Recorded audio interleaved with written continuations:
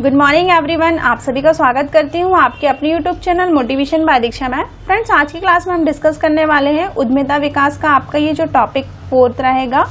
इसमें हम पढ़ने वाले हैं वित्तीय आर्थिक प्रबंध क्या है, यानी कि फाइनेंशियल इकोनॉमिक्स मैनेजमेंट हम किसे कहते हैं। तो ये आपका पार्ट 4 रहेगा। साथ ही साथ यदि आप BA BEd 5th सेम या BA BEd 6th सेम के स्टूडेंट हैं या उसके अलावा आप BA MA MCOM कर रहे हैं तो आपके लिए बहुत ज़्यादा इंपॉर्टेंट टॉपिक है। तो चलिए देखते हैं।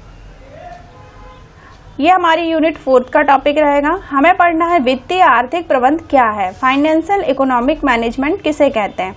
इसमें हम देखेंगे कि वित्तीय आर्थिक प्रबंध की मीनिंग क्या है, फिर हम पढ़ेंगे वित्तीय आर्थिक प्रबंध की परिभाषा और फिर हम देखेंगे वित्तीय आर्थिक प्रबंध के क्या उद्देश्य हैं।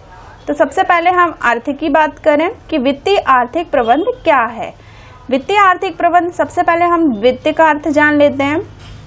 तो वित्त जो है वो व्यवसाय की एक धुरी होती है, यानी कि वित्त के बिना कोई भी काम करना आसान नहीं होता है। यानी कि हम जब भी कोई व्यवसाय प्रारंभ करते हैं तो उसको चलाने के लिए हमें किसकी आवश्यकता होती है, वित्त की आवश्यकता होती है। अब हम आर्थिक प्रबंध देखते हैं। तो व्यवसाय में पूंजी प्राप्त करने तक ही सीमित नहीं है ये, बल्कि ये जो हमारी पूंजी का अनुकूल प्रयोग करने से है, इसे हम कहते हैं आर्थिक प्रबंध। यानी कि वित्तीय आर्थिक प्रबंध जो है वो हमारे लिए एक इम्पॉर्टेंट से महत्वपूर्ण नीड कहलाती है, जो उद्यमियों के लिए सफलता की एक कुंजी होती है। वित्तीय आर्थिक प्रबंध उस भाग से है जिसमें हम वित्तीय व्यावसायिक संस्था की वित्तीय आवश्यकताओं का अनुमान लगाना, वित्त के स्रोतों की जानकारी प्राप्त करना और विभिन्न प्रकार के साधनों को एकत्रित करना तथा वित्त का सही तरीके से नियोजन करना, नियंत्रण करना, ये सारी चीजें किसमें शामिल की जाती हैं, वित्तीय आर्थिक प्रबंध में शामिल की जाती हैं, जिसे हम कहते हैं वित्तीय आर्थिक प्रबंध कहते हैं। अब कुछ जो मनोवैज्ञानिक हैं इन्होंने अलग अलग परिभाषाएं बताई हुई हैं। सबसे पहले जो डेफिनेशन है हार्वर्ड जी के अनुसार है। तो हार्वर्ड जी ने कहा है कि वित्तीय प्रबंध जो है वो नियोजन और नियंत्रण को कंट्रोल करना, यानी कि लागू करना ही क्या कहलाता है, आपका वित्तीय प्रबंध कहलाता है। नियोजन मतलब होता है पहले से योजना बनाना कि कौन सा काम हमें कब करना है, क्यों करना और कैसे करना। नियंत्रण मतलब उस कार्य को कितने कंट्रोलिंग कर सकते हैं। तो नियोजन बनाएंगे सबसे पहले और फिर उसके हम कामों को नियंत्रण कर सकते हैं, इसे हम कहते हैं वित्तीय प्रबंध। सेकंड डेफिनेशन है किसके अनुसार देखते हैं, इजरा के अनुसार। तो इजरा जो मनोवैज्ञानिक है इन्होंने कहा है वित्तीय प्रबंध का आशय महत्वपूर्ण आर्थिक स्रोत से है जिसमें हम जो पूंजी का सबसे ज्यादा उपयोग कर सकते हैं, मतलब पूंजी का हम किसमें कुशलतम तरीके से इसका यूज कर सकते हैं, इसे हम कहते हैं वित्तीय प्रबंध। फिर तीसरी परिभाषा जो है वो मनोवैज्ञानिक है जोसेफ एफ ब्रेडले के अनुसार। तो इन्होंने क्या कहा है कि वित्तीय प्रबंध जो है उस प्रबंध का पार्ट है, यानी कि उस मैनेजमेंट का पार्ट है जिसमें हम वित्तीय कार्य को नियोजन कर सकते हैं, वित्त की प्राप्ति कर सकते हैं, इनका यूज कर सकते हैं और साथ ही साथ इनका संचालन व नियंत्रण कर सकते हैं, इसे हम कहते हैं वित्तीय प्रबंध। तो 3 मनोवैज्ञानिक ने अपनी अलग अलग परिभाषाएं बताई हुई हैं। अब इसके बाद हम जानेंगे वित्तीय प्रबंध के उद्देश्य। इनके कुछ एम्स भी हैं, जिसमें सबसे पहला एम्स है लाभ को अधिकतम करने का उद्देश्य, सेकंड एम्स है आपका संपत्ति अधिकतम करने का उद्देश्य और थर्ड उद्देश्य है इनका अधिकतम प्रतिफल पाने का उद्देश्य। अब इसके बाद एक एक करके हम इनको समझते हैं। सबसे पहला जो हमारा पॉइंट है लाभ को अधिकतम करने का उद्देश्य। इसमें जो होता है कि एक व्यावसायिक संस्था में वित्त प्रबंध का जो मुख्य पर्पस होता है कि व्यवसायों में क्या करना, लाभों को अधिकतम करना, तथा इसका एक प्रमुख कारण होता है कि लाभ अधिक होने पर जो व्यवसाय के जो स्वामी होते हैं उनको अधिक लाभ दिया जाता है। जैसे श्रमिक होते हैं उनको अधिक मजदूरी, कर्मचारियों को वेतन, ये सारी चीजें उनको प्रोवाइड की जाती हैं। यदि आप काम अच्छा करेंगे अपने व्यवसाय में तो उनको भी लाभ क्या होगा, अच्छा मिलेगा, लाभ अधिक मिलेगा। फिर उसके बाद हम आते हैं अपने सेकंड पॉइंट में। सेकंड पॉइंट है आपका संपत्ति अधिकतम करने का उद्देश्य।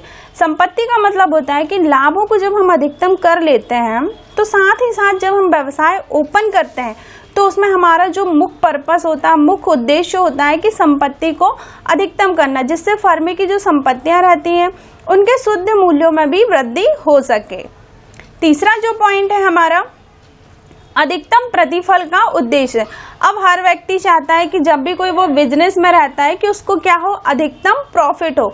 हम बिजनेस ओपन करते हैं तो हमारा मेन पर्पस होता है कि हमें क्या होना चाहिए, हमेशा बिजनेस में प्रॉफिट होना चाहिए। लेकिन जब हम व्यवसाय ओपन करते हैं तो एक तरफ लाभ भी होना चाहिए और एक तरफ हानि भी। यदि हमने इन दोनों चीजों को वहन कर लिया तो ये हमारा क्या कहलाता है, उद्यमिता कहलाता है। इसमें वित्तीय प्रबंधन का एक उद्देश्य होता है कि जो कंपनी के अंशधारी होते हैं वो प्रतिफल प्रदान करते हैं, साथ ही साथ कर्मचारियों को ऊंची दर पर भुगतान करते हैं और ऐसी कंपनी जो रहती है वो ख्याति तथा अंशों में बाजारिक जो होते हैं उनके मूल्यों में वृद्धि करते हैं। ये वित्तीय प्रबंधन के महत्व है, यानी कि कुछ इसकी इम्पोर्टेंस है कि इम्पोर्टेंस ऑफ फाइनेंशियल मैनेजमेंट क्या होते हैं। तो वित्तीय प्रबंधन जो है व्यवसाय का जीवन रक्त माना जाता है।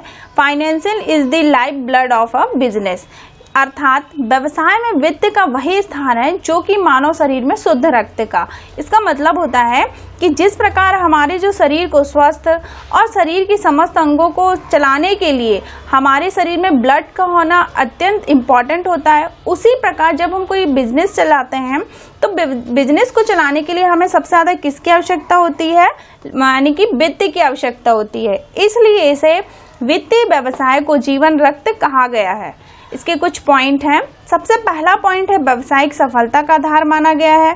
सेकंड पॉइंट है नियोजन करने में सहायक होता है, पहले से हम इसमें योजना बना सकते हैं। तीसरा पॉइंट है प्रबंधकीय कुशलता का आधार है, यानी कि हमारा मैनेजमेंट बहुत अच्छा होगा तो हम कोई भी काम आसानी से कर सकते हैं, सही तरीके से हम निर्णय ले सकते हैं। नेक्स्ट पॉइंट है विनियोक्ताओं को लाभ होता है, जैसे अंशधारियों को लाभ, कर्मचारियों को लाभ, इस तरीके से हम अलग अलग व्यक्तियों को प्रॉफिट दे सकते हैं। देन नेक्स्ट है कि वित्तीय संस्थाओं को लाभ, तो वित्तीय संस्थाओं को भी इसमें क्या होता है, प्रॉफिट होता है। तो ये तो हो गई वित्तीय प्रबंधन के कुछ इंपॉर्टेंट्स।